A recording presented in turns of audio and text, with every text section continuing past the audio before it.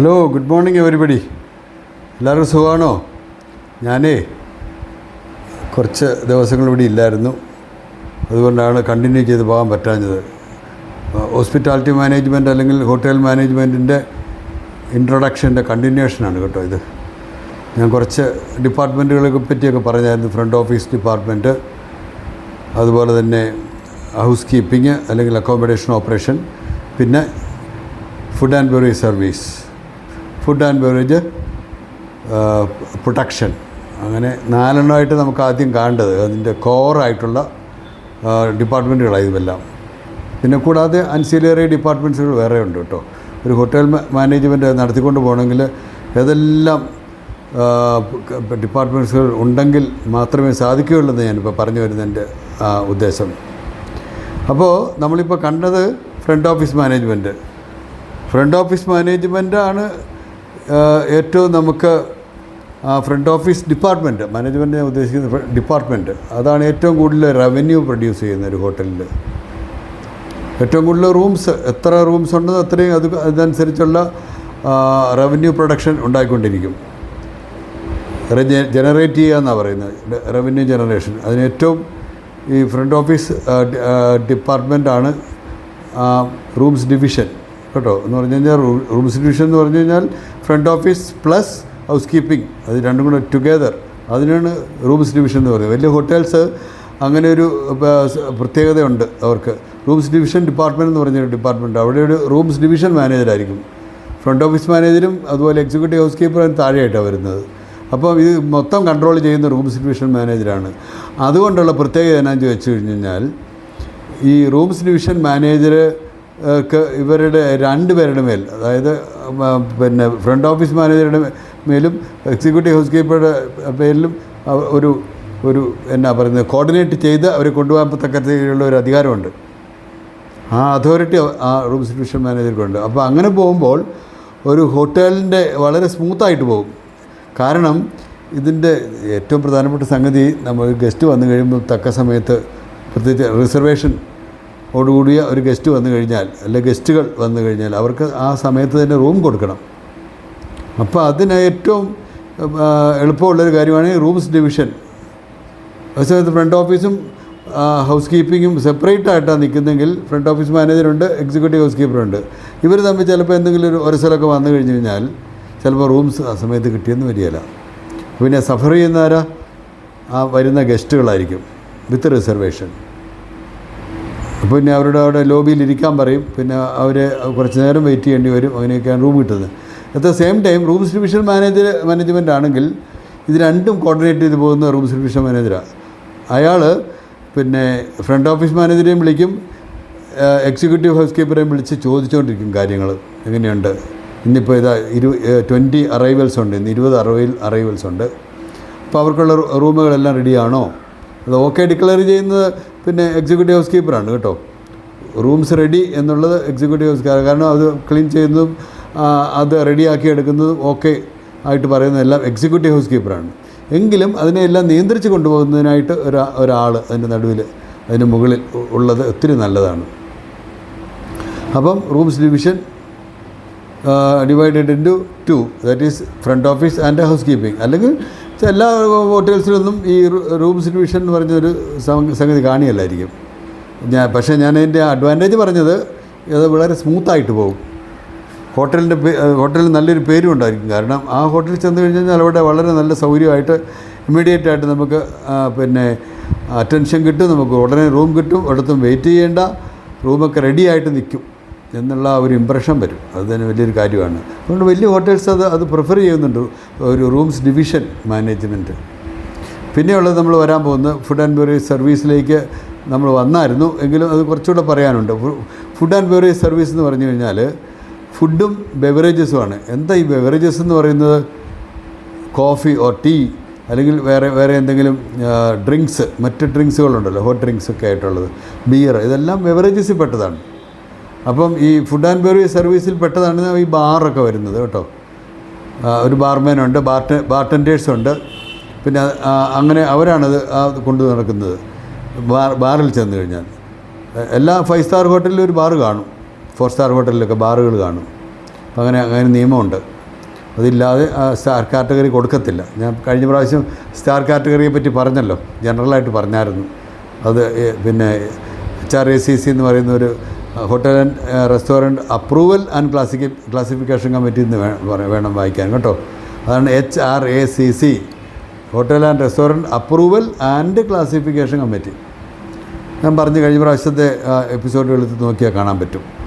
അപ്പം ഈ food and beverage സർവീസിൻ്റെ ഹെഡ് ഫുഡ് ആൻഡ് ബെവറേജ് മാനേജറാണ്. അപ്പോൾ ഈ ഫുഡ് ആൻഡ് ബെവറേജ് മാനേജർ എന്ന് പറയുന്ന ആ വ്യക്തിക്ക് അല്ലെങ്കിൽ ആ പൊസിഷന് നല്ലൊരു ഒരു ഒരു ഒരു അതോറിറ്റി ഉണ്ട് അവിടെ.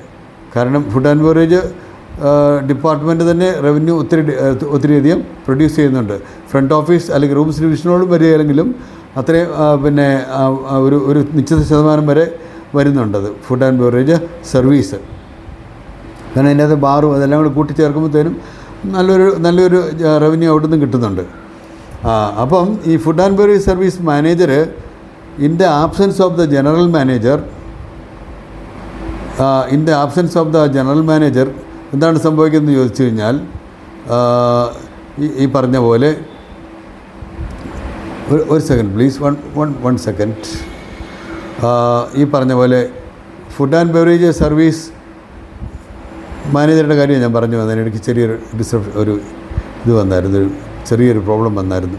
അതുകൊണ്ടാണ് അങ്ങനെ ചെറിയൊരു ബ്രേക്ക് വന്നത്, ചെറുതായിട്ട് കേട്ടോ, സോറി.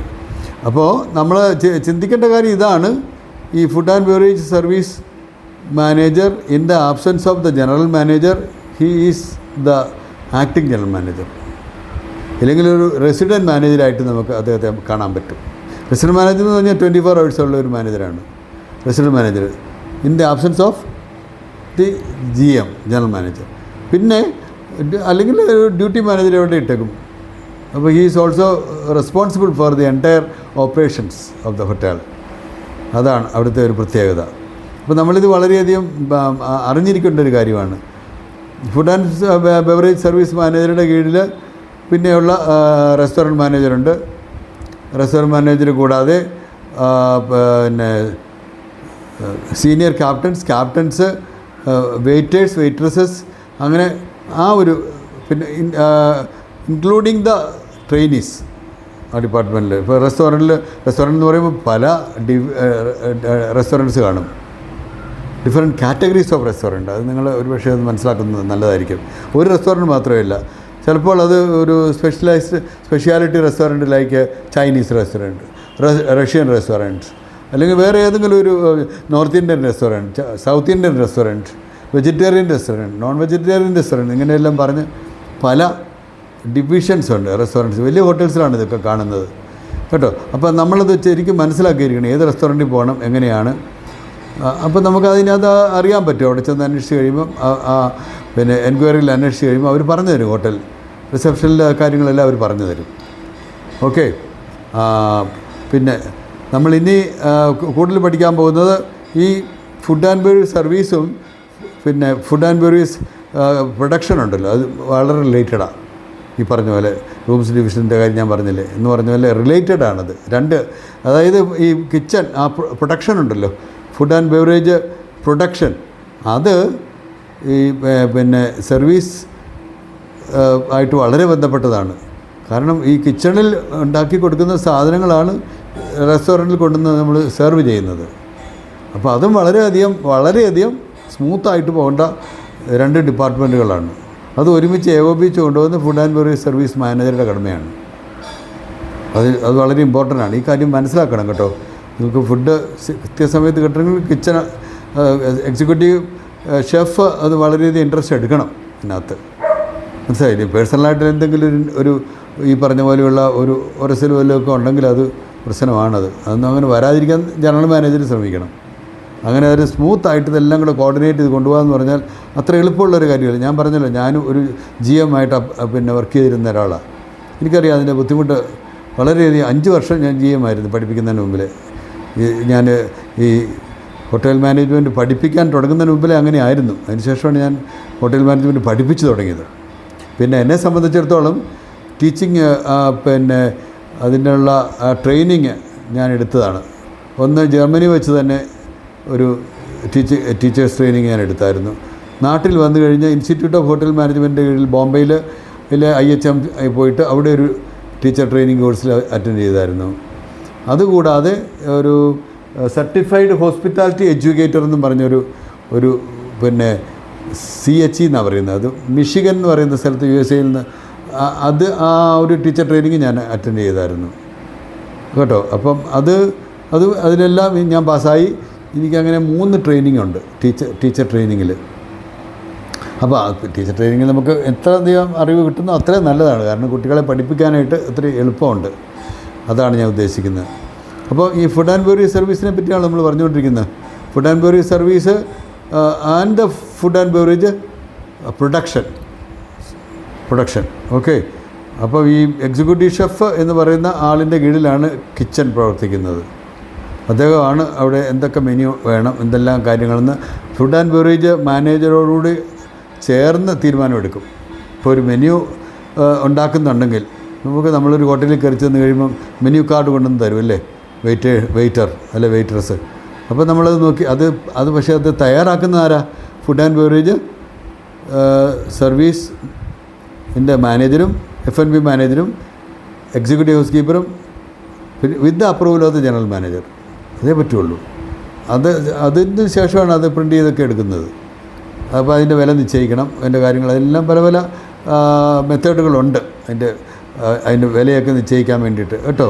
ഇതിനുള്ള ഫോർമുലകളൊക്കെ ഉണ്ട്. ഇപ്പോൾ ഉദാഹരണത്തിന് ഒരു റൂമിൻ്റെ പിന്നെ റൂം താരിഫ് എന്നാണ് പറയുന്നത്. അത് നിശ്ചയിക്കണമെങ്കിൽ അതിനുണ്ട് പല ഫോർമുലകൾ. അത് വെച്ചിട്ടാണ് ഒരു റൂമിൻ്റെ താരിഫ് നിശ്ചയിക്കുന്നത്. അല്ലാതെ തോന്നുന്ന പോലെ വല്ലതൊക്കെ നമുക്ക് ചെയ്യാൻ പറ്റത്തില്ല. അങ്ങനെയൊക്കെ അതാണ് അതിൻ്റെ. പിന്നെ അപ്രൂവൽ വേണം ഗവൺമെൻറ്റിൽ നിന്ന്, ടൂറിസം ഡിപ്പാർട്ട്മെൻറ്റൊക്കെ അപ്രൂവൽ വേണം. അത് ഈ പിന്നെ താരിഫ് അല്ലെങ്കിൽ റൂം റേറ്റുകളൊക്കെ മനസ്സിലായല്ലോ. റൂം റേറ്റുകളൊക്കെ നമ്മൾ ഇനിയിപ്പം ഞാൻ ഫ്രണ്ട് ഓഫീസിലേക്ക് വന്നു കഴിയുമ്പോഴത്തേനും അതിൻ്റെ കാര്യങ്ങളെല്ലാം വളരെ വിശദമായിട്ട് ഞാനത് പറഞ്ഞു തരാം. ഒത്തിരി കാര്യങ്ങളുണ്ട് കേട്ടോ. പിന്നെ അതുകൂടാതെ പിന്നെ ആൻസിലറി ഡിപ്പാർട്ട്മെൻറ്റുകൾ പലതുമുണ്ട്. അതെല്ലാം നമ്മൾ അതിനെപ്പറ്റി പഠിക്കാനുണ്ട്. നാളെ ഞാൻ കഴിഞ്ഞ പ്രാവശ്യം മെയിൻ്റനൻസ് ഡിപ്പാർട്ട്മെൻറ്റിനെ പറ്റി പറഞ്ഞായിരുന്നു. Under an engineer. ഞാൻ പറഞ്ഞല്ലോ എയർ കണ്ടീഷനിങ്, അതുപോലെ തന്നെ കാർപ്പൻട്രി, പിന്നെ പ്ലംബിങ്, ഇങ്ങനെയുള്ള കാര്യങ്ങളൊക്കെ നോക്കാനുള്ളത്. പിന്നെ അത് കൂടാതെ വേറെ ആൻസിലറി ഡിപ്പാർട്ട്മെൻറ്റുകൾ പലതുണ്ട്.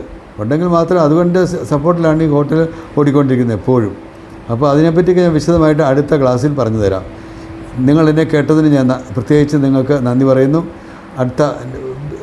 അടുത്ത ക്ലാസ് തുടങ്ങുന്നതിന് മുമ്പ് തന്നെ ഇതെല്ലാം നിങ്ങളെല്ലാം ഒന്ന് പഠിച്ച് ഇതെല്ലാം ഒന്ന് മനസ്സിലാക്കിയിരുന്നു കഴിഞ്ഞാൽ ഫോളോ ചെയ്യാൻ എളുപ്പമുണ്ടായിരിക്കും. Thank you so much.